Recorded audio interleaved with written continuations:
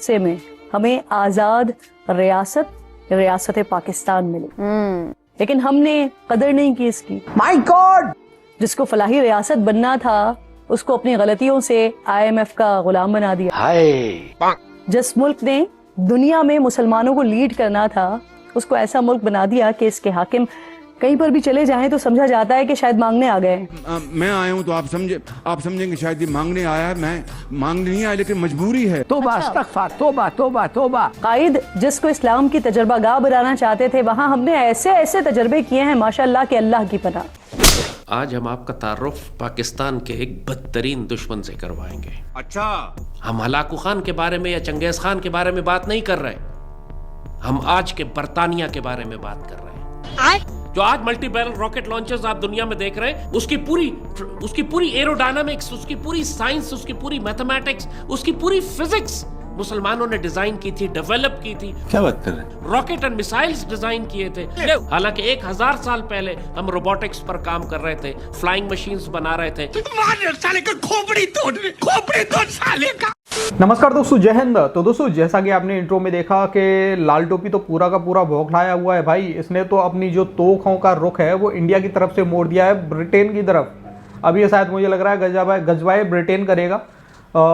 مطلب لمبی پھینک رہا بھائی اس ویڈیو میں. جیسا کہ آپ نے انٹرو میں دیکھا اس نے تو 1000 سال پہلے روبوٹکس پہ کام کرنا شروع کر دیا تھا.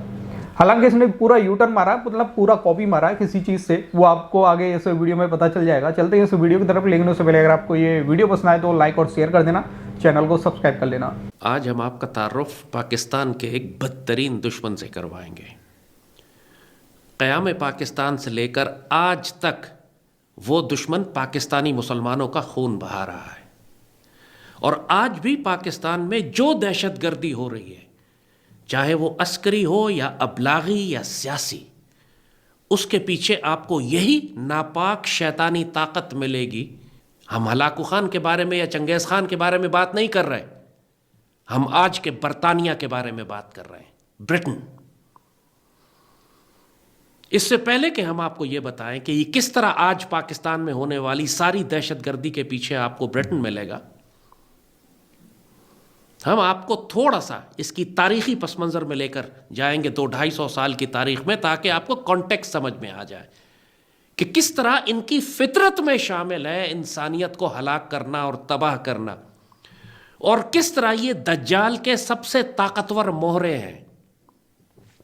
میں نے کہیں سنا تھا، کوئی بزرگ کہہ رہے تھے کہ دجال کسی جزیرے میں قید ہے. تو مجھے شک ہوتا ہے کہ شاید دجال اسی جزیرے میں قید ہے، اس انگلستان کے جزیرے میں، کہ جہاں سے اتنا شر نکل رہا ہے کہ پچھلے 200-300 سال سے تمام انسانیت ان کی وجہ سے تکلیف میں ہے. جیسے کہا پوری تہذیبیں انہوں نے انسانوں کی مٹا دی. ایسے ظالم اور سفاک اور شیطانی لوگ ہیں. پہلے یہ پائرٹس تھے، اس کے بعد انہوں نے اپنے آپ کو سوفسٹیکیٹڈ کر لیا. انہوں نے شروع میں پائریسی شروع کی تھی. یہ جو ایک آنکھ کا پائرٹ دکھاتے ہیں، ایک آنکھ پہ پٹی بندھی ہوئی اور یہ پوری فلمیں بناتے ہیں، اصل میں یہ سارے پائرٹس اسی برٹن سے، اسی جزیرے سے نکلے ہوئے انہی کے لانچ کیے ہوئے ڈاکو تھے جن کا کام دنیا میں لوٹ مار کرنا تھا. انہوں نے بہت بڑے پہلے مسلمانوں کی شپنگ لوٹنی شروع کی. اس کے بعد انہوں نے سوفسٹیکیٹڈ کر لیا اپنے آپ کو، اور 1601 میں انہوں نے ایسٹ انڈیا کمپنی بنائی. 1601 میں ایسٹ انڈیا کمپنی، اس وقت بالکل شروع کا دور تھا، مغل حکومت کا، جہانگیر وغیرہ کا دور تھا. اور انہوں نے 250 سال لیے، آہستہ چوروں کی طرح یہ ہندوستان میں داخل ہوتے رہے. 1601 میں ایسٹ انڈیا کمپنی بنائی، 1857 میں انہوں نے پورے ہندوستان پر قبضہ کر لیا. تقریباً 900 سال سے اردو زبان مروج تھی ہندوستان میں. یعنی جب 18 سینچری کی بات کریں، 1700 سراج الدولہ اور ٹیپو سلطان کے دور کی جب ہم بات کر رہے ہیں، اردو زبان مستحکم زبان کے طور پر قائم تھی. پورے ہندوستان سے انہوں نے اردو کی تمام کتابیں جلا دی.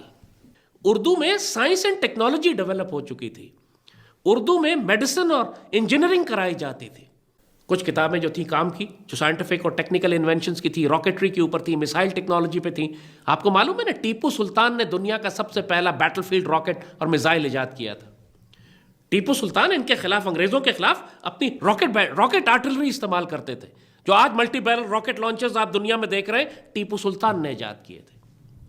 اس کی پوری ایروڈائنامکس، اس کی پوری سائنس، اس کی پوری میتھمیٹکس، اس کی پوری فزکس مسلمانوں نے ڈیزائن کی تھی، ڈیولپ کی تھی. راکٹ اینڈ میسائلز ڈیزائن کیے تھے، برٹش آرمی کے خلاف وہ استعمال ہوئے، انگریزوں کے ہاتھ وہ راکٹ لگ گئے ٹیپو سلطان کی شہادت کے بعد، وہ ان راکٹس کو لے کر گئے یورپ میں. اس کے بعد برٹن ایک راکٹ پاور کے طور پر سامنے آیا. یہ حقیقت ہے.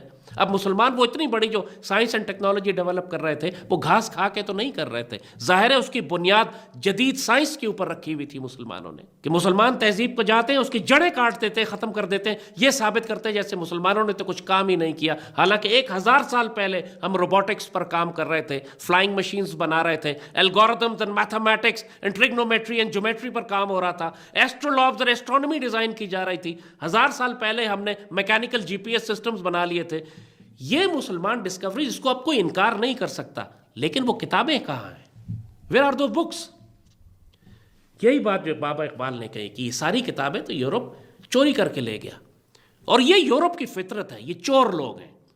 مگر ان چوروں میں بھی جو سب سے بڑا دجال ہے وہ یہ برٹن ہے، برطانیہ. یہ بیک گراؤنڈ ہم آپ کو اس لیے دے رہے ہیں تاکہ اندازہ ہو کہ انہوں نے پاکستان اور مسلم دنیا کے ساتھ کیا کیا اور آج یہ پاکستان کے ساتھ کیا کر رہے ہیں. 1965 کی جنگ تھی.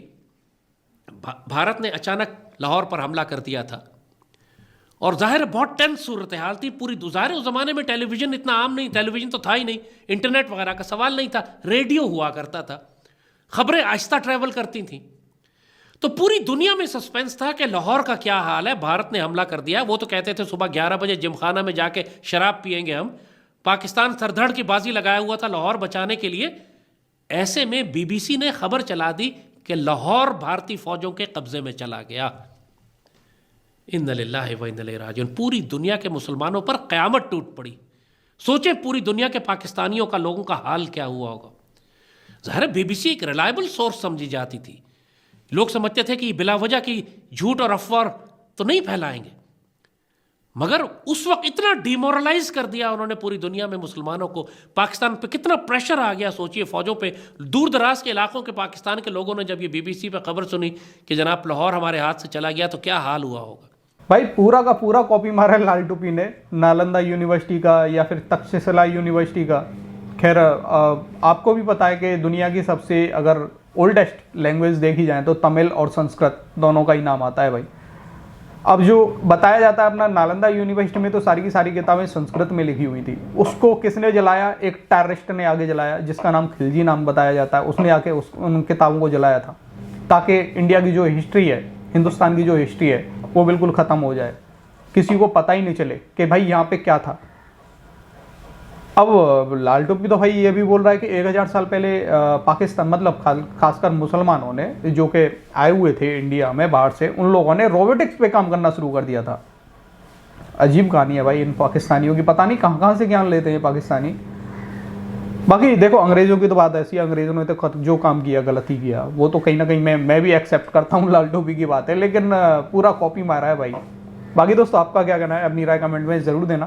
ویڈیو پسند آئی تو لائک اور شیئر کر دینا. پھر ملتے کسی نیکسٹ ویڈیو میں، تب تک کے لیے جے ہند جے بھارت.